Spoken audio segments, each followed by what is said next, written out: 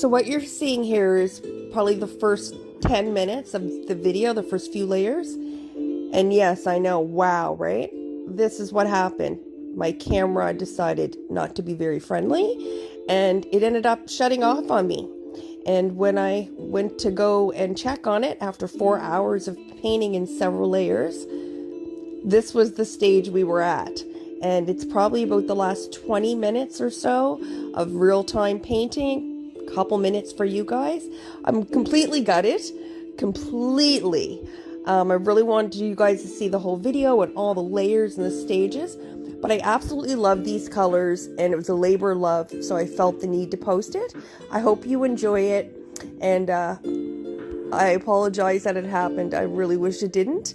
So please like, share, subscribe, guys. We're on our way to 20K. And until next time, I will see you in the next one.